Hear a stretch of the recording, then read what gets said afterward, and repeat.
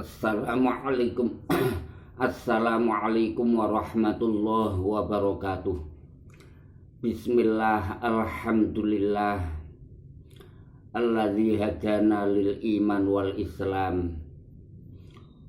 Wassalatu wassalamu ala sayyidina Muhammadin khairil anam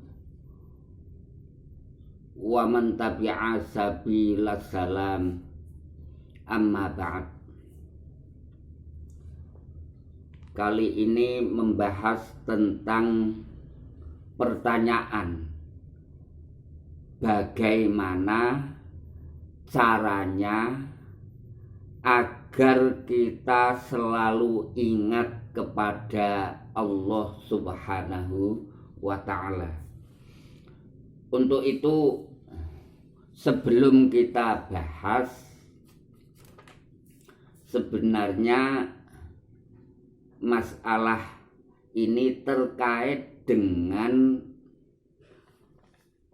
pembahasan dulu di bab atau judul zikir itu tidak berguna. Zikir itu tidak berguna di YouTube channel Mudin Zainal Arifin. Fal yuraji'hu kama sabaqo fal yuraji'hu. Akan tetapi sebelum kita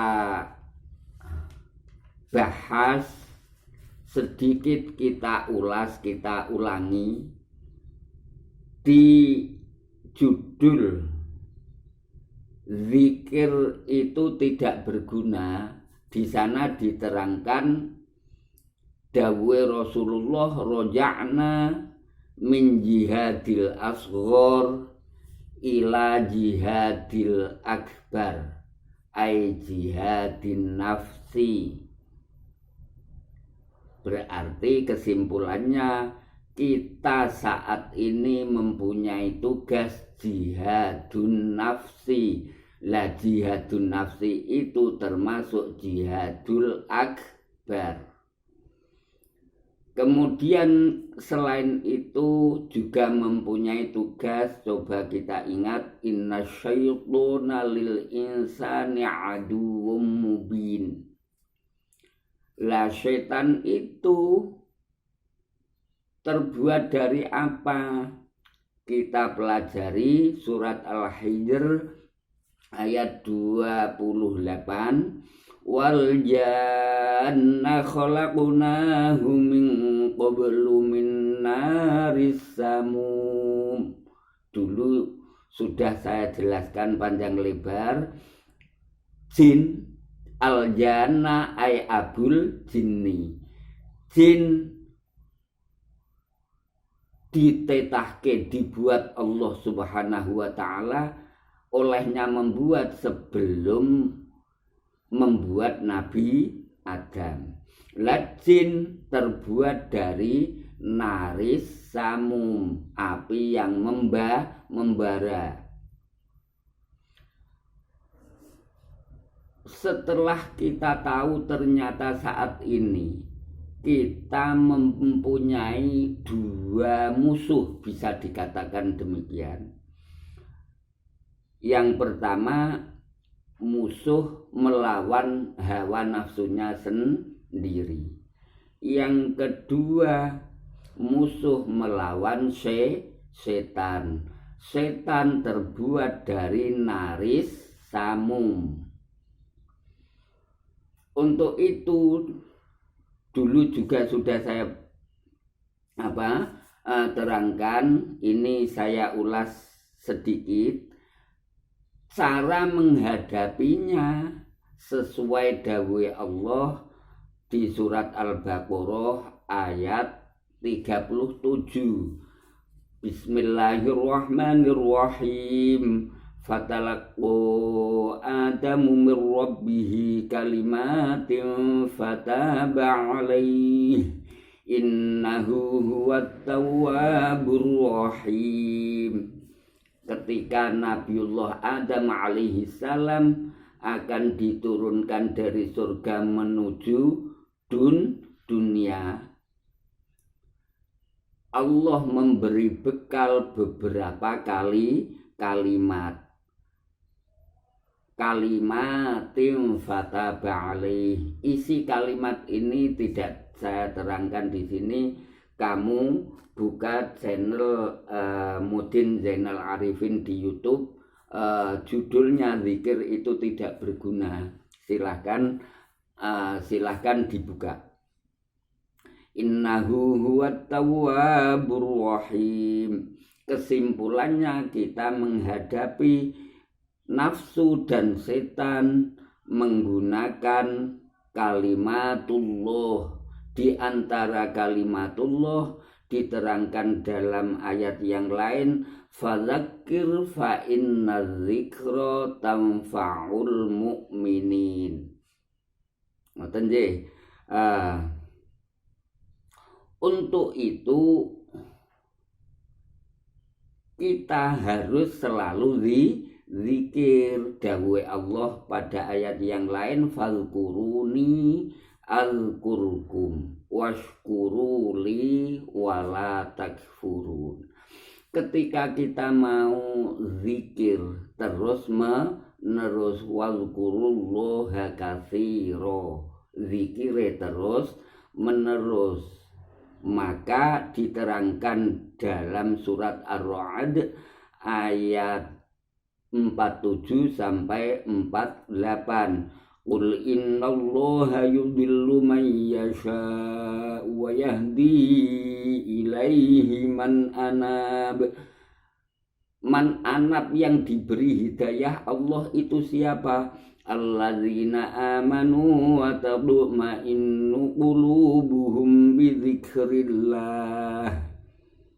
Orang-orang iman yang hatinya tentram, hatinya ayem karena zikir pada hatina ayem bidzikrillah, karena zikir Allah. Ala bidzikrillahi tatma'innul qulub. Ingatlah, dengan zikir pada Allah hati bisa tentram, hati bisa damai. Lah, sekarang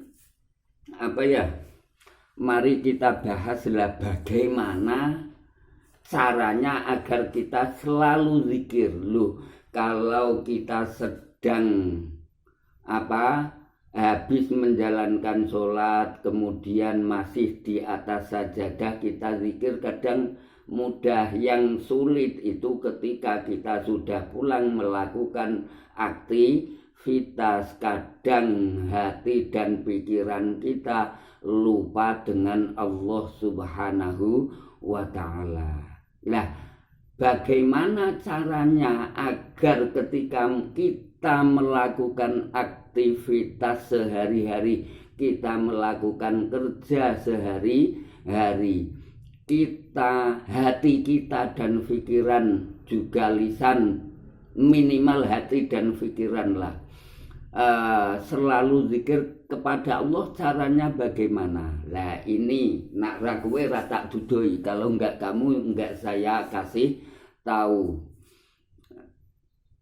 Kalau teori saya, caranya demikian. Saya melihat salah satu anggota tubuh saya yang ada tulisannya Allah. Mosok lembah di anggota tubuhmu ada tulisan Allah, ada. Alhamdulillah. Kalau kamu bersyukur, di tubuhmu juga ada anggota tubuh yang tulisannya Allah. Di mana, Mbah? Yo, mari kita pelajari bersama. Kita angkat kedua tangan kita. Kita lihat telapak tangan. Kita lihat telapak tangan. Kita angan-angan, kita analisa. Lam, ha, Allah. Jadi ini tulisan Allah. Ya, ini tulisan Allah. A lam hak kadang kan nulisnya ngeten nggih. Jadi anggap saja ini tulisan Allah. Ketika kamu lupa, terus sering-seringlah melihat kedua telapak tangan atau minimal satu telapak tangan. Kamu ingat, oh nek cara Mbah Mudin ini tulisan Allah, kemudian hati dan pikiranmu zikir terus Allah.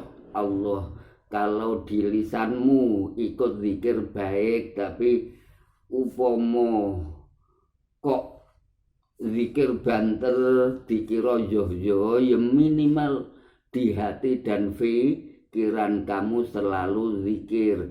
Kemudian kalau aktivitas lagi kok lupa lagi, paling tidak hati kita getun, astagfirullah, kenapa saya tadi kok lupa.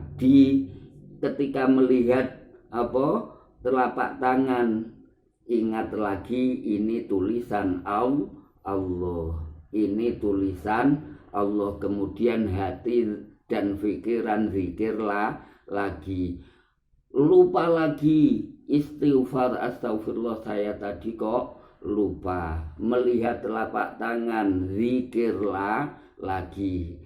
Insya Allah kalau kamu mau melaksanakan ini, mau melatih diri dengan teori ini, insya Allah dimanapun kamu berada, sekalipun kamu tandur, kamu macul, kamu aktivitas apapun, insya Allah sekalipun lisannya entah kemana, hati dan pikiran tetap zikir Allah.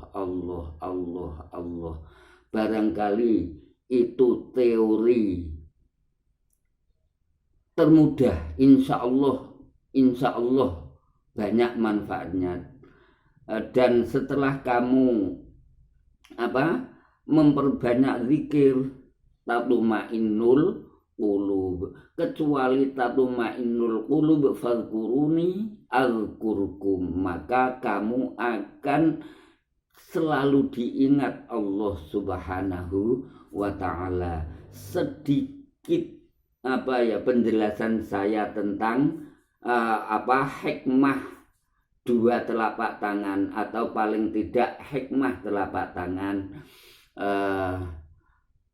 Semoga menjadi manfaat untuk kita semua. Akhirnya kita selalu zikir pada Allah Subhanahu wa ta'ala.